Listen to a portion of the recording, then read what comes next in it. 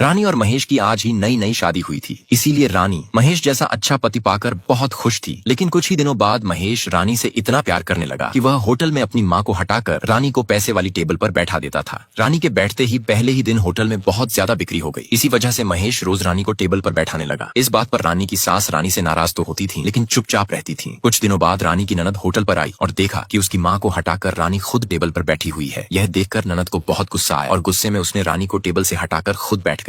धीरे धीरे ननद रानी को डांट कर ऑर्डर देने लगी और रानी भी उसकी बात मानकर काम करने लगी। इसी दौरान एक दिन रानी के माता पिता होटल पर आए और देखा कि रानी तो एक नौकरानी की तरह काम कर रही है। यह देखकर रानी के पिता भी चुपचाप रह गए। अब धीरे धीरे रानी की ननद रानी पर हुक्म चलाने लगी और उससे खाने की टेबल साफ करने को कहा। रानी गुस्से में पूरी टेबल साफ करने लगी। फिर धीरे धीरे रानी महेश के साथ पराठे वगैरह भी बनाने लगी और महेश से कहने लगी, मैं तुम्हारी रानी हूँ या बिना पैसों की नौकरानी। फिर रानी सारे बर्तन भी साफ करने लगी। तभी वहाँ महेश भी आया और रानी के साथ मिलकर बर्तन मांजने लगा। अब रानी रोज रोज होटल के बर्तन मांजती थी। इसी वजह से रानी की माँ उसे और मजबूत बनने की सलाह देती थी ताकि वह अपने ससुराल में अक्कड़ दिखा सके। इसीलिए आज रानी होटल पहुंचते ही सबके सामने महेश से कहती है, गलती मेरी थी जो मैंने तुमसे शादी की। सोचा था कि तुम मुझे रानी से महारानी बनाकर रखोगे, लेकिन तुमने तो मुझे होटल की नौकरानी बना दिया है। यह सुनकर महेश बस इतना कहता है, मैं कुछ नहीं कहूंगा, और चुप हो जाता है। अगले दिन महेश अपने दोस्त से कहता है, मेरी रानी को मैं कुछ कहूँ तो गुस्सा हो जाती है और कुछ न कहूँ तो भी गुस्सा हो जाती है। उसी तरह रानी भी अपनी सहेलियों से कहती है, महेश मुझे डांटता नहीं, बस चिल्लाता है। इसलिए मैं भी महेश को छोड़कर नहीं जाती, बल्कि पैसे की मेज पर बैठकर मैं ही ग्राहकों के लिए महेश से हर ऑर्डर बनवाती हूँ, जिससे महेश मेरे सामने आकर हाथ जोड़ता है। लेकिन रोज रोज की परेशानियों से तंग आकर रानी अक्सर अपने मायके चली जाती और फिर अगले दिन लौट आती। इसी तरह की स्थिति रोज चलती रही, जिससे महेश भी धीरे धीरे पागलपन की हालत में पहुंच गया। गुस्से और निराशा में एक दिन वह जमकर खाना खाता है और फिर आखिरी बार मरने की सोचकर सड़क पर जाकर लेट जाता है। लेकिन सड़क पर गाड़ी वाले उसे शराबी समझकर गाली देकर भगा देते हैं। अगले दिन महेश शांति पाने के लिए तपस्या शुरू कर देता है, लेकिन तभी उसकी माँ आकर उसकी तपस्या तोड़ देती है। यह देखकर महेश बहुत गुस्सा हो जाता है। इसके बाद रोज की तरह महेश और रानी फोन पर झगड़ना शुरू कर देते हैं और आखिर में गुस्से में महेश अपना फोन ही तोड़ देता है। अब रानी और महेश रोज आपस में झगड़ते रहते थे। इसी वजह से महेश रोज रानी की अपने घर पर जमकर तारीफ करता था और उसे मनाने के लिए फिल्म दिखाने भी ले जाता था। लेकिन फिर भी महेश की माँ रोज महेश को रानी के बारे में उल्टा सीधा कहती रहती थी। इससे रानी गुस्से में अपनी ससुराल चली जाती थी। तब महेश भी रानी को मनाने के लिए उसके पीछे पीछे बस में उसकी ससुराल चला जाता था। वहाँ दोनों साथ में जमकर खाना खाते थे और रात होते ही अपना सारा गुस्सा भूलकर आपस में रोमांटिक हो जाते थे। महेश रानी को खुश रखने के लिए रोज उसके लिए नई नई साड़ियां और अच्छे परफ्यूम खरीद कर लाता था। कुछ ही दिनों बाद रानी माँ बनने वाली थी। इस खुशी में महेश ने रानी के लिए बहुत धूमधाम से लोगों को बुलाया और उसकी अच्छी तरह से खातिरदारी की। फिर कुछ दिनों बाद रानी की डिलीवरी हुई। उस समय महेश खुद रानी के पास रहा और बच्ची होने पर उसे सबको दिखाया। बेटी के जन्म की खुशी में महेश ने रानी की बहुत अच्छे से देखभाल की। धीरे धीरे महेश ने अपनी बेटी की खुशी में रानी से झगड़ा करना पूरी तरह छोड़ दिया। दोनों अपनी बेटी के साथ बहुत खुशी खुशी दिन बिताने लगे। लेकिन इसी बीच महेश की माँ फिर से महेश को रानी के बारे में उल्टा सीधा कहने लगी, क्योंकि सब जानते हैं कि घर में कुछ औरतों की वजह से अच्छे भले घर टूट जाते हैं और महेश के साथ भी वही हुआ। उसकी माँ की वजह से उनका खुशहाल परिवार फिर से उजड़ गया। अब रानी और महेश के झगड़े की वजह से रानी महेश की खूब धुलाई कर देती है। तब महेश उसे रोकते हुए पूछता है, क्या हुआ? रानी कहती है, क्योंकि तुम्हारी माँ और तुम दोनों को मेरा यहाँ रहना पसंद नहीं है। महेश फिर कहता है, क्या हुआ है? ठीक ठीक बताओ। रानी कहती है, तुम्हारी माँ तो सिर्फ मुझे घर से निकालना चाहती है। यह कहते हुए रानी फिर से महेश को पीटने लगती है। महेश फिर पूछता है, क्या हुआ है? साफ साफ बताओ। रानी कहती है, तुम्हारी माँ तुम्हारे लिए दूसरी लड़की देख रही है और तुम धोखेबाज मेरे सामने झूठा नाटक कर रहे हो। तब महेश कहता है, मैं अपनी रानी को छोड़कर किसी और से कैसे शादी कर सकता हूँ? फिर महेश अपनी माँ के पास जाकर पूछता है। इस पर रानी गुस्से में तेल की टीन महेश पर फेंक देती है और कहती है, तेरी माँ तेरे लिए लड़की तय करके आई है। तभी महेश की माँ कहती है, हाँ हाँ, मैं अपनी दोस्त की बेटी से तेरी शादी पक्की करके आई हूँ, तो तेरी ये बीवी मेरा क्या बिगाड़ लेगी? तब महेश को पता चलता है कि ये सारा काम उसकी माँ ने किया है। गुस्से में महेश कहता है, किससे पूछकर किया ये सब? महेश की माँ जवाब देती है, मुझे किसी से पूछने की जरूरत नहीं है, क्योंकि जब से ये तेरी बेमेल रानी इस घर में आई तब से इस घर की खुशियां चली गई हैं। यह कहते हुए महेश की माँ नाटक करते हुए रोने लगती और फिर महेश को पकड़कर ओवर एक्टिंग करती। तब महेश फिर से रानी से कहता है, आई लव यू रानी, मेरी जान हो तुम। यह कहकर वह रानी को मनाने की कोशिश करता है, लेकिन रानी गुस्से में कहती है, तेरी तो पहले से ही उस लड़की पर नजर थी, तभी तो तू उसके साथ बड़े मजे से बातें कर रहा था। रानी बहुत गुस्सा हो जाती है। गुस्से में रानी कहती है कि वह महेश और उसके परिवार की शिकायत पुलिस में करेगी। फिर रानी अपनी बेटी को लेकर मायके जाने की तैयारी करने लगती है, लेकिन रानी के ससुर उसकी बेटी को देने से मना कर देते हैं। रानी जबरदस्ती करके अपनी बेटी को ले लेती है। तभी महेश आकर रानी से उसकी बेटी को छीन लेता है। इससे गुस्से में आकर रानी अपने भाई को फोन करती और रोते हुए सारी बात बताती है। तब उसका भाई कहता है, तू चिंता मत कर, मैं तुरंत आ रहा हूँ। तभी रानी की सास कहती है, वाह वाह, क्या नाटक कर रही है रे। और रानी की ननद कहती है, इसे तो इसकी एक्टिंग के लिए ऑस्कर अवार्ड मिलना चाहिए। यह सुनकर रानी बहुत गुस्सा हो जाती है और अपनी ननद पर सब्जी फेंक देती है। तभी शोर सुनकर महेश रानी को शांत करने आता है और उसे समझाने की कोशिश करता है, लेकिन रानी बिना कुछ सुने कहती है, मुझे पता है, उस दिन वो लड़की खुद मेरे सामने तुझसे कह रही थी कि तुझे भगा कर ले जाएगी। महेश कहता है, अरे वो तो सिर्फ मजाक कर रही थी। लेकिन रानी उसकी एक भी बात नहीं मानती और धमकी देती है, मैं आज सबके नाम से शिकायत दर्ज करवाऊंगी और सबको जेल भिजवाऊंगी। रानी की ये बातें सुनकर महेश गुस्से में रानी को पकड़कर कहता है, तुझसे शादी करके ही मेरी सबसे बड़ी गलती हो गई है, तुझे कहीं जाने की जरूरत नहीं है, इसलिए मैं ही इस घर से जाकर अपनी जान दे देता हूँ। फिर महेश आत्महत्या करने के लिए एक ट्रक के सामने जाकर खड़ा हो जाता है, लेकिन ट्रक चालक ब्रेक लगाकर रुक जाता है और महेश से कहता है, ऐ बेवड़ा, किसी और गाड़ी के सामने जाकर मर। यह सुनकर महेश गुस्से में आकर कुएं में कूद जाता है, लेकिन जैसे ही वह कुएं के अंदर गिरता है उसे पता चलता है कि कुएं में पानी बहुत कम है। तब महेश सोचता है, बेकार में ही कुएं में कूद गया। उधर रानी का भाई रानी को ले जाने के लिए बहुत सारे गुंडों को साथ लेकर रानी के घर आ पहुंचता है। आते ही वह सबसे पहले अपनी भांजी को उठा लेता है और फिर अपनी बहन रानी को ढूंढने लगता है। तभी महेश की बहन आकर रानी के भाई से बच्ची को वापस ले जाती है। यह देखकर रानी का भाई गुस्से में पहले महेश के पिताजी को थप्पड़ मार देता है। फिर उसके गुंडे एक एक करके महेश के पूरे परिवार की बुरी तरह पिटाई करते हैं। इधर कुएं में फंसा महेश जोर जोर से बचाओ बचाओ चिल्लाता रहता है, लेकिन उधर तब तक रानी का भाई पूरे घर में तोड़फोड़ मचा देता है और रानी व उसकी बेटी को लेकर वहां से चला जाता है। कुछ देर बाद एक बूढ़ा आदमी आकर महेश को कुएं से बाहर निकालता है। फिर रात को महेश पूरा भीगा भीगा घर लौटता है। वह देखता है कि उसकी दुकान पूरी तरह टूटी फूटी है। उसकी बहन और माँ रोते हुए कहती हैं, तेरी बीवी के भाई ने हमें बहुत बुरी तरह मारा और फिर रानी और तेरी बेटी को साथ ले गया। उधर ऑटो में बैठी रानी अपने भाई से कहती है, मैंने तुझसे सिर्फ मुझे ले जाने के लिए कहा था, तूने ये तोड़फोड़ क्यों की? तब उसका भाई गुस्से में कहता है, चुपचाप बैठ जा। अब महेश रानी को वापस बुलाने के लिए फोन करता है, लेकिन रानी फोन रिसीव नहीं करती। रानी अपने माता पिता से कहती है, मेरे पति तो बहुत अच्छे हैं, लेकिन उनके घर वाले अच्छे नहीं हैं। यह सुनकर रानी की माँ रानी को गालियां देने लगती है। फिर बिना कुछ सुने ही रानी का भाई घर के गेट पर ताला लगा देता है। इधर जब रानी फोन नहीं उठाती तो महेश गुस्से में पहले नहाता है और फिर अपनी बुलेट लेकर रानी के घर पहुंचता है। वहां वह देखता है कि घर पर ताला लगा हुआ है। तभी रानी के भाई के गुंडे महेश को पीटने के लिए आ जाते हैं, लेकिन महेश भी एक एक करके सबकी जमकर धुलाई कर देता है। उसी समय उधर रानी का भाई पुलिस स्टेशन जाकर शिकायत दर्ज कराता है कि महेश ने रानी और उसके परिवार को बहुत सताया है। यह सुनकर पुलिस मैडम तुरंत महेश को थाने बुला लेती है। महेश अपने परिवार के साथ तुरंत थाने पहुंचता है और कहता है, ये शिकायत मेरी रानी ने नहीं दी होगी, क्योंकि मेरी रानी ऐसा कर ही नहीं सकती। लेकिन पुलिस मैडम पहले से ही पैसे खा चुकी होती है, इसलिए वह महेश की एक भी बात सुने बिना उससे जल्दी जल्दी कागजों पर साइन करने को कहती है। तभी महेश की माँ कहती है, मैडम आप हमारी हालत देखिए, रानी के भाई ने गुंडे भेजकर हम सबकी पिटाई करवाई है और अब आप कह रही हैं कि सारी गलती हमारी है। ये सुनकर पुलिस मैडम गुस्से में कहती है, मुझे कोई बात नहीं सुननी, चुपचाप सब लोग साइन करो। मजबूरी में महेश बिना कुछ कहे चुपचाप साइन कर देता है और उदास होकर रानी के साथ बिताई हुई पुरानी यादों में खो जाता है। अब महेश अपनी पत्नी रानी को वापस घर लाने के लिए बहुत से मंदिरों में जाता है। वह पंडित के कहे अनुसार कई मंदिरों की नदियों में स्नान करता है और हर मंदिर के सामने भिक्षा भी मांगता है ताकि रानी वापस आ जाए। लेकिन इतना सब करने के बाद भी रानी का कोई अता पता नहीं चलता। रानी के पिताजी बहुत अच्छे इंसान थे, इसलिए उन्होंने रानी और महेश को फिर से मिलाने के लिए एक बड़ी योजना बनाई। योजना यह थी कि रानी के पिताजी एक आदमी से कहते हैं कि वह महेश को जाकर बताए कि उसकी बेटी का मुंडन आज ही हो रहा है। वह आदमी तुरंत महेश के पास जाकर यह बात कहता है। यह सुनकर महेश बहुत गुस्से में आ जाता है और तुरंत अपनी बेटी को देखने निकल पड़ता है। इधर रानी और उसके माता पिता अच्छे से सज धज कर घर से निकल जाते हैं। उसी समय कालुआ चोर, जो पहली बार चोरी करने जा रहा था, बाबा के मंदिर में मनौती मांगने पहुंचता है। मनौती मांगने के बाद वह पास बैठे एक गरीब आदमी के पास बैठ जाता है और अपनी पुरानी चोरी की कहानी सुनाने लगता है कि एक बार गाँव वालों ने चोरी के कारण उसकी खूब पिटाई की थी, इसलिए वह आज मंदिर में मनौती मांगने आया है। तभी रानी का पूरा परिवार मंदिर में पहुंचता है। वे आते ही एक नाई को बुलाते हैं ताकि वह रानी की बेटी का मुंडन करा सके। थोड़ी ही देर में नाई भी वहां पहुंच जाता है और जल्दी जल्दी में मुंडन शुरू कर देता है। अब महेश अपनी बेटी को लेने के लिए सीधा बाबा के मंदिर में आता है। आते ही वह नाई को जोरदार थप्पड़ मारकर अपनी बेटी को लेकर जाने लगता है, लेकिन तभी महेश का ससुर और बाकी लोग उसे रोकने की कोशिश करते हैं। उसी वक्त महेश की माँ वहां आ जाती है और महेश के ससुराल वालों को रोकते हुए कहती है, तुम लोग चोर हो, इसलिए चोरी छुपे रानी की बेटी का मुंडन करा रहे हो। चोर शब्द सुनते ही पास बैठा कालुआ इसे मानने से इनकार करता है, लेकिन तभी महेश और रानी के बीच झगड़ा शुरू हो जाता है। गुस्से में महेश रानी को थप्पड़ मारने बढ़ता है, मगर रानी उल्टे महेश को ही थप्पड़ जड़ देती है। यह देखकर महेश उदास होने का नाटक करने लगता है। उसी समय महेश का ससुर महेश को थप्पड़ मारने के लिए आगे बढ़ता है। यह देखकर महेश गुस्से में एक कोयता उठा लेता है और ऐसा दिखावा करता है कि वह आज ही सबको काट डालेगा, लेकिन असल में वह पास रखा नारियल काटता है और उसका पानी घटाघट पीने लगता है। फिर कोई बहाना बनाकर सीधे नाई के पास जाता है और नाई को ही दोषी ठहराकर उसे थप्पड़ मार देता है। नाई की पिटाई के बाद महेश रानी से थोड़ी बहुत एक्टिंग करते हुए बात करने की कोशिश करता है, लेकिन रानी कहती है, क्या नौटंकी कर रहा है तू? इस बात पर फिर से सब लोग झगड़ा शुरू कर देते हैं। तभी पास खड़े पुजारी गुस्से में सबको डांटते हुए कहते हैं, थोड़ा शांति से पूजा करने दो। तब महेश सबको मना करके पूजा देखने के लिए ले जाता है। अब महेश रानी को अपने साथ वापस घर ले जाने के लिए पहले भगवान से प्रार्थना करता है। तभी महेश के सगे चाचा महेश के ससुर से पूछते हैं कि आखिर क्या हुआ। तब रानी के पिता पूरी बात बताते हैं कि जब महेश रानी को देखने आया था तब हमारी रानी मास्टर डिग्री कर चुकी थी, लेकिन जब पूछा गया कि महेश क्या करता है तब महेश के पिता ने कहा कि महेश भी मास्टर है, पर सच यह निकला कि महेश पराठा बनाने का मास्टर है। महेश की माँ ने झूठ बोल दिया कि महेश ने डबल MA किया है, जबकि असलियत यह थी कि महेश तो एक होटल चला रहा था